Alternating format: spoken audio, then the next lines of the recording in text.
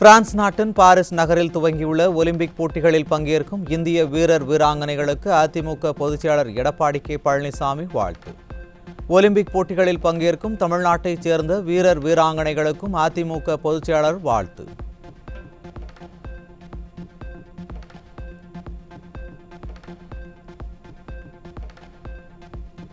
கோவை மாவட்டம் குனியமுத்தூர் பகுதியில் உள்ள ஜே நகர், வசந்தம் நகர் உள்ளிட்ட பகுதிகளில் முன்னாள் அமைச்சர் SP வேலுமணி ஆய்வு. அப்பகுதிகளில் மாநகராட்சி சார்பில் நடைபெற்று வரும் பணிகளை பார்வையிட்டு மக்களிடம் குறைகளை கேட்டறிந்தார். கோவை மாநகராட்சிக்குட்பட்ட பகுதிகளில் உள்ள சாலைகள் அனைத்தும் குண்டும் குழியுமாக உள்ளது என முன்னாள் அமைச்சர் SP வேலுமணி குற்றச்சாட்டு. திமுக ஆட்சியில் அதிகாரிகள் முறையாக வேலை செய்யவில்லை என்றும் குற்றச்சாட்டு.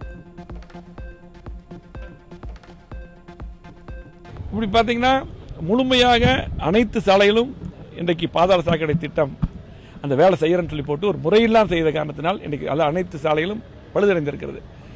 மாவட்ட ஆட்சி இருக்கும்போது எடப்பாடி முதலமைச்சருக்கும் நான் அமைச்சராக இருக்கும்போது எல்லா சாலைகளும் போடப்பட்டது. உடனடியாக வந்து கவனித்தோம். ஒரு பிரச்சனை அப்படின்னா அந்த UGD தோண்டும் போதெல்லாம் ஒரு வீதி தோண்டி அந்த பிரச்சனையை முடிக்காமல் அடுத்த வீதி தோண்டவே விட மாட்டோம். இன்னைக்கு எதை எங்கே தோன்றாங்கன்னு தெரிய மாட்டேங்குது. எங்கே வேணாலும் தோன்றாங்க, எங்கே வேணாலும் வேலை செய்கிறாங்க. யாருக்குமே ஒரு அதிகாரி வந்து பார்க்கறது இல்லை. ஆகவே இன்னைக்கு மக்கள் மிகவும் சிரமப்படுறாங்க. அதிமுக ஆட்சியில் மக்களின் பிரச்சனை உடனுக்குடன் தீர்த்து வைக்கப்பட்டதாகவும், கோவை மாவட்டத்திற்கு அதிமுக ஆட்சியில் அனைத்து விதமான திட்டங்களும் நிறைவேற்றப்பட்டதாகவும் முன்னாள் அமைச்சர் SP வேலுமணி பெருமிதம். திமுக ஆட்சிக்கு வந்த பிறகு அனைத்து விதமான வரி கட்டணங்களும் உயர்த்தப்பட்டதுதான் அவர்களின் சாதனை என்றும் குற்றச்சாட்டு.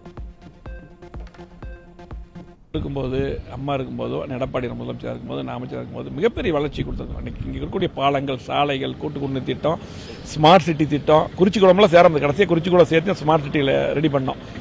என்னென்ன தேவையோ அத்தனை இன்றைக்கி இத்தனை பாலங்கள் கட்டியிருக்கேன்னா நிதி ஒதுக்கீடு பண்ணி அதையும் கூட வேகமாக முடிக்க மாட்டேங்கிறாங்க. இன்றைக்கி ஆற்று பாலம் முடிஞ்சது முடிக்க மாட்டேங்கிறாங்க. எல்லாமே நம்ம நிதி ஒதுக்கி எல்லாமே பண்ணிட்டோம். வேகமாக அது முடிக்கணும் ஒன்று. அதே போல் தொடர்ந்து மின்கட்டண உயர்வு, சொத்து வரி உயர்வு, இன்றைக்கு கடுமையான விலை உயர்வு. நாங்கள்லாம் இருக்கும்போது குப்பைக்கும் வரி போடல, எந்த கட்டணத்தை உயர்த்தலை, சொத்துக்கும் வரி போடல. கிட்டத்தட்ட கொரோனாலாம் வந்தது. அப்போ வருமானமே கிடையாது அரசாங்கத்துக்கு. அப்போ கூட மக்கள் சிரமத்தில் இருக்காங்க. யாரும் வேலைக்கு போகலன்ட்டு எந்த வரியுமே போடல. இன்னைக்கு தொடர்ந்து வரி அதிகமாகிட்டு இருக்காங்க. அது பராமரிப்பு பணி காரணமாக சென்னை கடற்கரை, தாம்பரம், செங்கல்பட்டு புறநகருக்கான 55 மின்சார ரயில்கள் இன்று ரத்து. காலை 9:30 மணி முதல் மதியம் 1:30 மணி வரையும், இரவு 10:40 மணி முதல் 11:59 மணி வரையும் இயக்கப்படும் மின்சார ரயில்கள் ரத்து.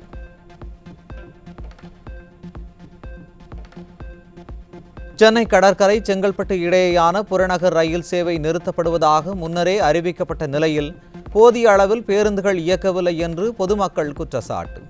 போக்குவரத்து துறையின் அறிவிப்போடு நின்றுவிட்டதாகவும் புகார்.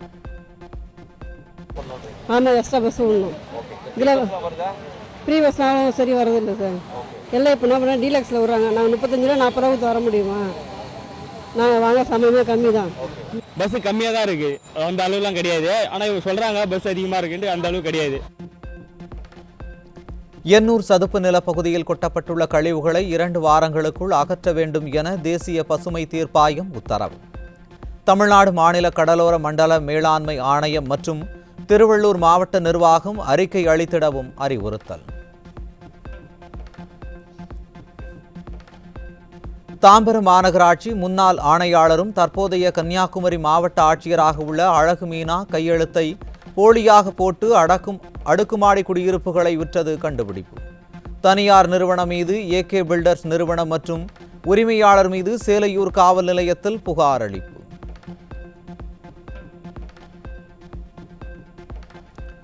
சத்தீஸ்கர், சிக்கிம், அசாம், ஜார்க்கண்ட் உள்ளிட்ட மாநிலங்களுக்கு புதிய ஆளுநர்கள் நியமனம். புதிய ஆளுநர்களை நியமித்து குடியரசுத் தலைவர் உத்தரவு. இந்திய கடல்சார் பல்கலைக்கழகம் நடத்திய நுழைவுத் தேர்வு தடை விதிக்க கோரிய வழக்கு. கடல்சார் பல்கலைக்கழகம் மற்றும் மத்திய அரசு பதிலளிக்க சென்னை உயர்நீதிமன்றம் உத்தரவு.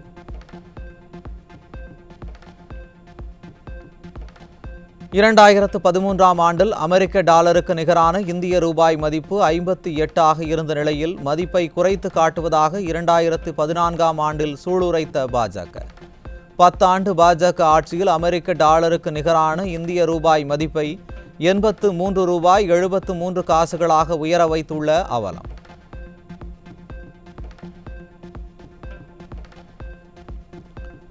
இரண்டாயிரத்து 24-25 ஆண்டில் புதிய தலைமைச் செயலகம் உள்ளிட்ட உள்கட்டமைப்புகளை மேம்படுத்த 19,000 கோடி கடன் பெறும் ஆந்திர அரசு.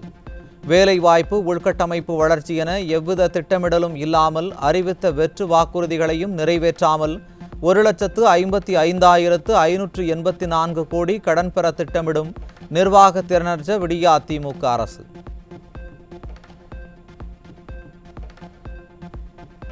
காற்று மாசை குறைக்க இந்த ஆண்டுக்குள் ஹைட்ரோஜனில் இயங்கும் ரயிலை அறிமுகம் செய்ய திட்டம். தற்பொழுது இருக்கும் மழைநீர் ஒழுகும் ரயில்களை சரியாக பராமரிக்கவும் காத்திருப்பு பட்டியலை முதலில் குறைக்கவும் மத்திய பாஜக அரசுக்கு மக்கள் வலியுறுத்தல்.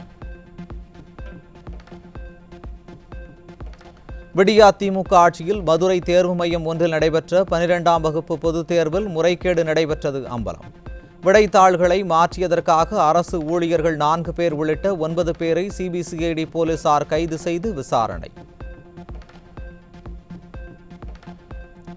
ஆட்சிக்கு வந்த 3 ஆண்டுகளில் 3வது முறையாக மின்கட்டணத்தை உயர்த்திய விடியா திமுக அரசுக்கு தமிழக மக்கள் கடும் கண்டனம்.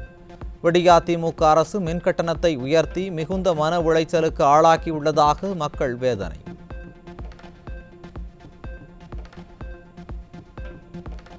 ஒகேனக்கல் காவிரி ஆற்றில் நீர்வரத்து வினாடிக்கு 1,55,000 கனஅடியாக அதிகரிப்பு.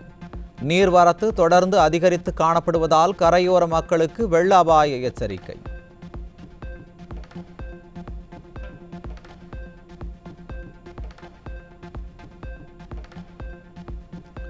காவிரி நீர்பிடிப்பு பகுதிகளில் பெய்து வரும் கனமழை காரணமாக வேகமாக நிரம்பி வரும் மேட்டூர் அணை.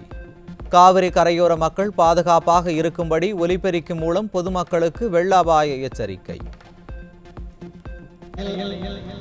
100 அடி அளவு எட்டியுள்ளதால் காவிரி ஆற்றில் எந்நேரமும் தண்ணீர் திறந்துவிட வாய்ப்புள்ளது. ஆகவே பொதுமக்கள் துணி துவைக்கவோ குளிக்கவோ கூடாது என்றும் தாழ்வான பகுதிகளில் இருப்பவர்கள் மேடான பகுதிக்கு செல்லுமாறு இதன் மூலம் தெரிவித்துக் கொள்கிறோம். 100 அடி அளவு எட்டியுள்ளதால் காவிரி ஆற்றில் எந்நேரமும் தண்ணீர் திறந்துவிட வாய்ப்புள்ளது. ஆகவே பொதுமக்கள் துணி துவைக்கவோ குளிக்கவோ கூடாது என்றும் தாழ்வான பகுதிகளில் இருப்பவர்கள் மேடான பகுதிக்கு செல்லுமாறு இதன் மூலம் தெரிவித்துக் கொள்கிறோம். உதகையில் பெய்து வரும் கனமழையால் அறுவடைக்கு தயாராக இருந்த காய்கறிகள் அழுகி நாசம். விடியா திமுக அரசு உரிய இழப்பீடு வழங்க வேண்டும் என விவசாயிகள் கோரிக்கை.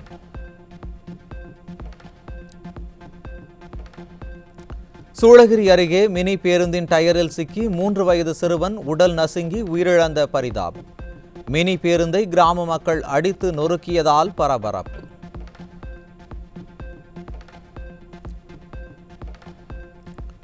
திருப்பத்தூர் அருகே சுற்றி வளைத்த சுகாதாரத்துறை அதிகாரிகளிடமிருந்து தப்பி ஓடிய போலி மருத்துவர். 3 லட்சம் ரூபாய் மதிப்பிலான மருந்து பொருட்களை பறிமுதல் செய்து கிளினிக்கிற்கு சீல் வைப்பு.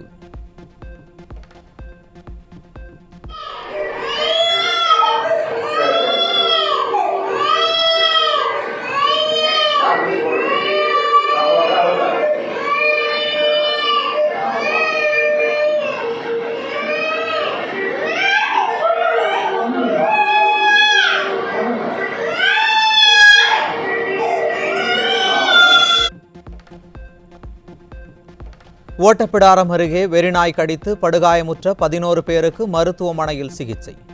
அதிகரித்து காணப்படும் தெருநாய்களை பிடித்திட விடியா அரசின் மாவட்ட நிர்வாகத்திற்கு மக்கள் வேண்டுகோள்.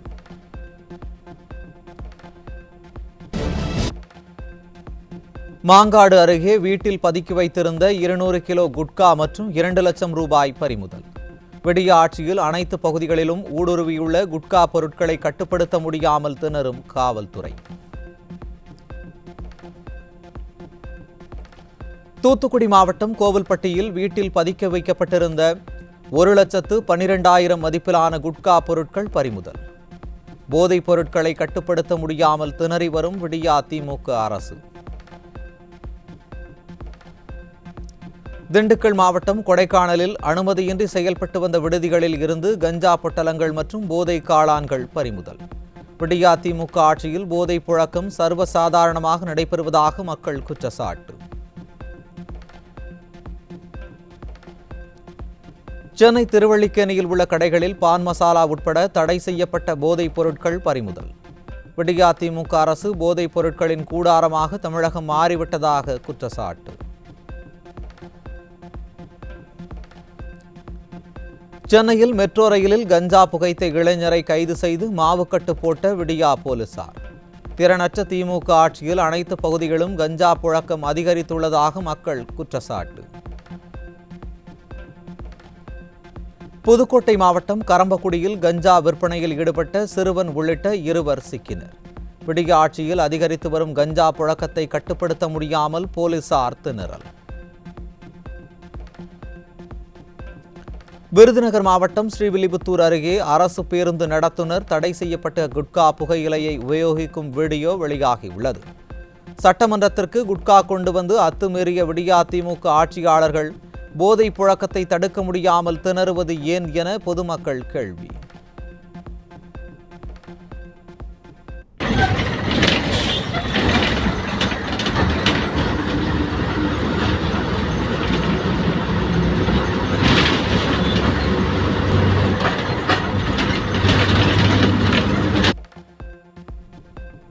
தாம்பரம் பகுதி நியாய விலை கடைகளில் அத்தியாவசிய பொருட்கள் கிடைக்காமல் மக்கள் அவதி. விடிய ஆட்சியில் பாமாயில், துவரம்பருப்பு உள்ளிட்டவைகளுக்காக தினமும் நியாய விலை கடைக்கு அலைய வேண்டியுள்ளதாக மக்கள் குமுறல். ஃபர்ஸ்ட்லாம் மாதத்துக்கு ஒரு தடவை தான் வருவோம். இப்போ 4-5 தடவை வர வேண்டியதாக இருக்குது. ஒரு தடவை பருப்பு இல்லைன்றாங்க, ஒரு தடவை பாமாயில் இல்லைன்றாங்க. எப்போ பாரு ஏதாவது இல்லை. ஃபர்ஸ்ட்லாம் ஒரு வாட்டி தான் வருவோம், எல்லாமே வாங்கிட்டு போயிடுவோம். இப்போ கொஞ்சம் மாதமாகவே அப்படி தான் இருக்குது. ஒரு மாதத்துக்கு இவ்வளோ வரணும்னு கணக்கு இருக்குல்ல, அது பிரகாரம் வர்றதில்லை. ஃபஸ்ட்டு வீக்கே செகண்ட் வீக்கே எல்லாம் காலி ஆகிடுது. அதுக்கப்புறம் பாமாயில் இல்லை, அப்புறம் துவரம்பருப்பு இல்லை. அதெல்லாம் அடுத்தது நெக்ஸ்ட்டு வந்துகிட்டே இருக்குது. நெக்ஸ்ட்டு வருது. ஒரு ரேஷன் கடைக்கும் ஒரு மாதத்துக்கு 5 தர 6 தர. விழுப்புரம் மாவட்டம் திண்டிவனம் அருகே ரேஷன் கடையை முற்றுகையிட்ட பொதுமக்கள். முறையாக பொருட்களை வழங்காமல் விடியா திமுக அரசு அலைக்கழித்து வருவதாக குற்றச்சாட்டு. இன்னைக்கு இவ்வளவு கூட்டம் சேர்ந்ததுக்கான காரணங்கள் என்ன? சரி, அப்போ உங்க சம்பளம் மிஷினுக்கு குத்துடலாமா? மிஷின் வேலை செஞ்சாதான் நீங்க அரிசி போடணும்னா அப்போ எதுக்கு நீங்க கேக்குறீங்க? மிஷினுக்கு சம்பளம் கொடுத்துருவோம். ஏன் செக்ரட்டரி இந்த மாதிரி பண்றாரு? சரி, 4 நாள் வேலை செய்யணுங்க மிஷினு. மாசம் 31 நாளுங்க. 31 நாள் மீது 26 நாள் எங்க போகுது? சேலம் 4 ரோட்டில் குத்தாட்டம் போட்ட பள்ளி மாணவர்களால் போக்குவரத்து பாதிப்பு. விடியா காவல்துறை வேடிக்கை பார்த்து கொண்டிருந்ததால் பொதுமக்கள் அவதி.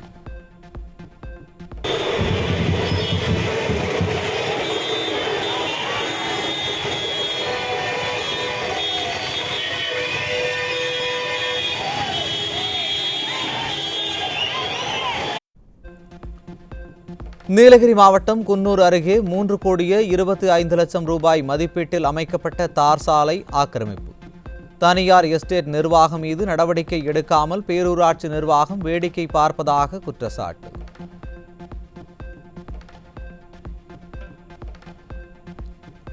உடுமலையில் இருந்து கேரள மாநிலம் மூணாறு செல்லும் சாலையில் நிபா வைரஸ் சோதனையை மேற்கொள்ள வலியுறுத்தல். விடியா திமுக அரசு மெத்தன போக்குடன் செயல்பட்டு வருவதாக மக்கள் குற்றச்சாட்டு. வளவனூர் பேரூராட்சிக்குட்பட்ட குமாரகுப்பத்தில் அடிப்படை வசதிகள் செய்து கொடுக்காத திமுக பேரூராட்சி தலைவரை கண்டித்து போராட்டம். ஆளுங்கட்சியினர் குண்டர்களை வைத்து மிரட்டுவதாக பொதுமக்கள் குற்றச்சாட்டு. திருவண்ணாமலை மாவட்டம் செங்கம் புதிய பேருந்து நிலையம் அருகே ஆபத்தான நிலையில் கிழிந்து தொங்கும் ராட்சத பேனர். உயிர் சேதம் ஏற்படும் முன் விடிய ஆட்சியில் கும்பகர்ண தூக்கத்தில் இருக்கும் பேரூராட்சி நிர்வாகம் உரிய நடவடிக்கை எடுக்க வேண்டும் என மக்கள் வலியுறுத்தல். கள்ளக்குறிச்சி மாவட்டம் உளுந்தூர்பேட்டை அருகே ஊராட்சி நிர்வாகத்தை கண்டித்து காவல் நிலையத்தை முற்றுகையிட்ட மக்கள். விடிய ஆட்சியில் முறையாக குடிநீர் வழங்கப்படவில்லை என குற்றச்சாட்டு. நீலகிரி, கோவை மாவட்டங்களில் இன்று கனமழைக்கு வாய்ப்பு. சென்னை வானிலை ஆய்வு மையம் அறிவிப்பு.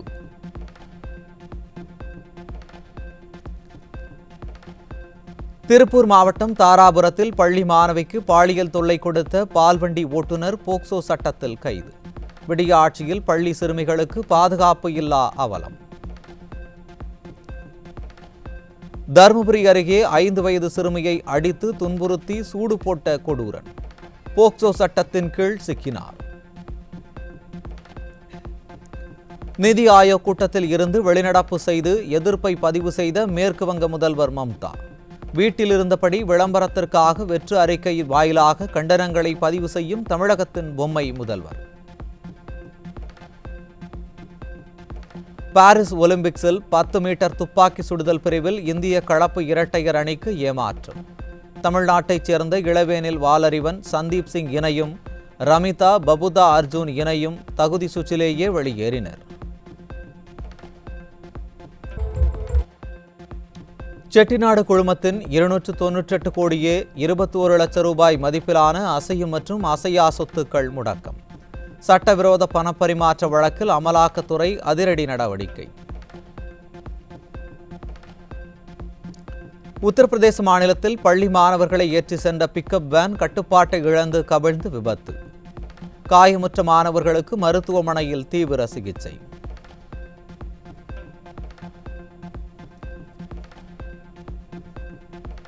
ஜம்மு காஷ்மீர் எல்லை காம்காரி பகுதியில் இந்திய ராணுவத்திற்கும் தீவிரவாதிகளுக்கும் இடையே மோதல். பாகிஸ்தானைச் சேர்ந்த தீவிரவாதி ஒருவரை சுட்டுக் கொன்ற இந்திய ராணுவம். அமெரிக்க ஜனாதிபதி தேர்தலில் போட்டியிடப் போவதாக கமலா ஹாரிஸ் அதிகாரப்பூர்வமாக அறிவிப்பு. தேர்தலில் போட்டியிடுவதற்கான அதிகாரப்பூர்வ படிவங்களில் கையெழுத்திட்டார் கமலா ஹாரிஸ்.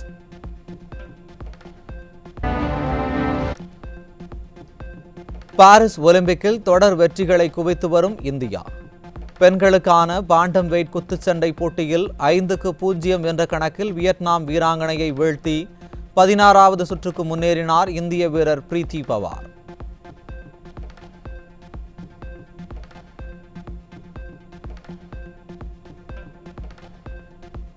பாரிஸில் நடைபெற்று வரும் ஒலிம்பிக் போட்டியில் நியூசிலாந்தை வீழ்த்தி இந்திய ஆண்கள் ஹாக்கி அணி வெற்றி. பாரிஸ் ஒலிம்பிக்ஸ் மகளிர் துப்பாக்கி சுடுதல் 10 மீட்டர் ஏர் பிஸ்டல் பிரிவில் இறுதி சுற்றுக்கு முன்னேறினார் இந்திய வீராங்கனை மனு பாக்கர். தகுதி சுற்றில் 3வது இடம் பிடித்து மனு பாக்கர் அசத்தல்.